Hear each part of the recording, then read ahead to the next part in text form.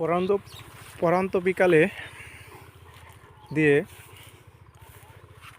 চোখ দিয়ে হাঁটা অন্যরকম একটা অনুভূতি। এটা হলো খেসারি ক্ষেত, সাথে শস্য ফুল আছে এখনো। আর এটা হলো ভুট্টা ক্ষেত, পাম্পার ফলন হয়েছে, অসাধারণ গাছ হয়েছে আর কি। এখনো বলে বোঝানো। আমি ভুট্টার হাতের মাঝখান দিয়ে এখন যাবো, আস্তে আস্তে বাড়ির দিকে রওনা দিচ্ছি। আমাদের বাড়ির পাশেই এটা আমাদের এই চক। আমি প্রতিদিনই এক গুণ আসি এখন আর কি, হাঁটতেছি, ভালো লাগে। চোখ দিয়ে হাঁটাহাঁটি করার জন্য পরিবেশটা অনেক সুন্দর। তার ভিতর রাস্তা অনেক, আমাদের এলাকা ধুলাবালি, কারণ রাস্তা দিয়ে অনেক মাটির গাড়ি চলে, মানে রাস্তা ধুলো হয়ে গেছে, মানে রাস্তায় দাঁড়ানো যায় না। তার জন্য চক দিয়ে হাঁটাহাঁটি করলে সব কিছু অনেক অনুভূতি ভালো লাগার মতো। আর এইসব অনুভূতি সবসময় পাওয়া যায় না।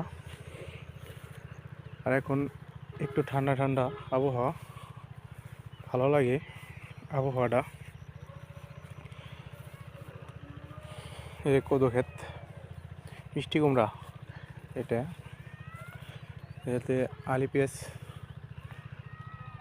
সব কিছু মিলে আমার কাছে অনেক ভালো লাগে, মানে অসাধারণ। এই যে ওই যে ভুট্টা ক্ষেত, এখান থেকে অনেক ভুট্টা ক্ষেত আবাদ করছে এবছর। আর সাইডে আছে সর্ষে ক্ষেত, সর্ষে পাকার সময় হয়ে গেছে, এখনও পাকে নাই।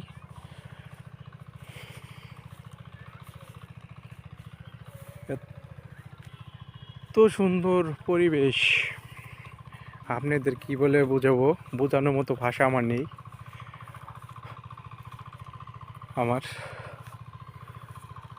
আমি অনেক বেটার ফিল করতেছি, মানে এত শান্তি লাগতেছে বলে বোঝানো যাবে না। আর এসব তো সবসময় পাওয়া যায় না।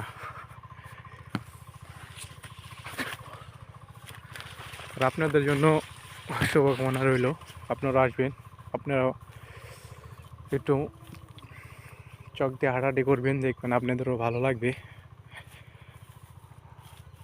আমার কাছে অনেক ভালো লাগে, জানি না কার কাছে কীরকম লাগবে না লাগবে, কিন্তু এরকম পরিবেশ মনে হয় সবারই ভালো লাগবে।